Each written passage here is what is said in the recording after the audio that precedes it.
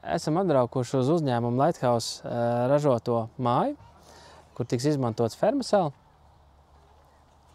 Iesim pastīties, kā viņiem veicās.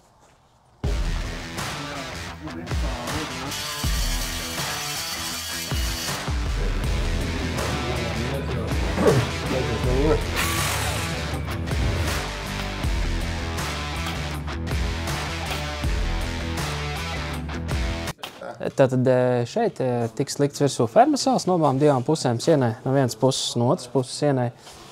Tāpatās arī griestos tiks likts Fermacell plāksnes. Sienās tiks izmantots 12,5 mm biezas loksnes, priekš griestiem tiks izmantots 10 mm biezas loksnes.